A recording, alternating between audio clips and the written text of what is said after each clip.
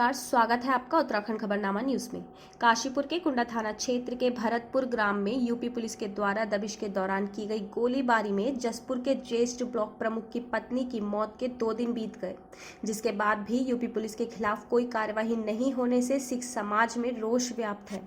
सिख समाज से पहुंचे लोगों ने कहा कि 20 अक्टूबर तक दोषी पुलिस कर्मियों की गिरफ्तारी नहीं हुई तो मृतका गुरजीत कौर की अस्थियां प्रवाहित नहीं की जाएंगी।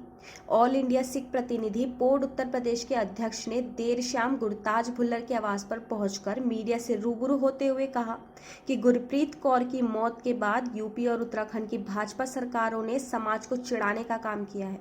घटना उत्तराखंड के कुंडा थाना क्षेत्र में घटित होने के बाद जहां यूपी पुलिस ने पीड़ित परिवार के खिलाफ यूपी में संगीन धाराओं में मुकदमे दर्ज कर दिए हैं।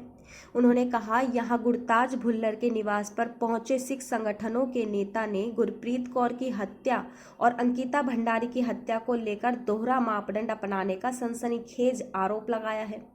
उन्होंने सवाल उठाया कि क्या हमें अल्पसंख्यक होने के नाते त्वरित न्याय नहीं मिल रहा है।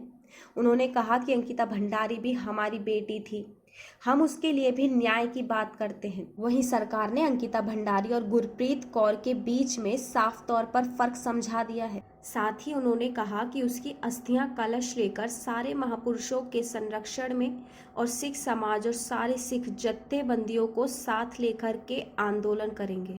किस तरह की अब आप लोग जो मांग रखते हैं, क्योंकि 2 दिन बीत चुके हैं घटना पर, जो है अभी तक कार्रवाई के नाम पर क्या हुआ है? कार्रवाई के नाम पे हाँ, गुरप्रीत कौर के मर्डर के बाद उत्तर प्रदेश सरकार और उत्तराखंड सरकार ने हमें चिढ़ाने का और काम किया है कि विश्वसनीय सूत्रों से हमें पता चला है कि गुरप्रीत कौर की तो हत्या कर देती है यूपी पुलिस मुरादाबाद की, ऊपर से उल्टा जैसे हमें विश्वसनीय सूत्रों से पता चला है मुरादाबाद के अंदर घटना कुंडा काशीपुर उत्तराखंड में घटती है और मुरादाबाद के अंदर कई संगीन धाराओं के अंदर पीड़ित परिवार के खिलाफ ही मुकदमा दर्ज कर लिया जाता है।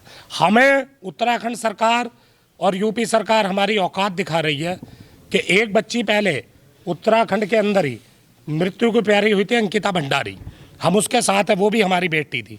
जहां अभी भी जरूरत पड़ेगी हम उसके लिए लड़ेंगे, मगर हमें दिखा दिया कि अंकिता भंडारी में गुरप्रीत कौर के अंदर फर्क समझा गया है।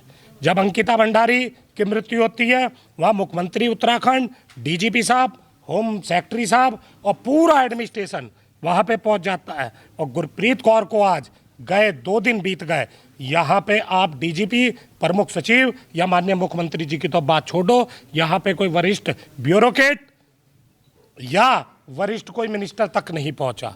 हमने परिवार से मिलकर के फैसला लिया है। हमारे महापुरुष बैठे हैं बाबा जी, इनके संरक्षण में मेरे साथ सतपाल बल भाई, सेवक सिंह संधू साहब और सब हम लोग, प्रीतम सिंह संधू साहब हमारे सीनियर नेता है, तराई सिख महासभा के प्रेसिडेंट है।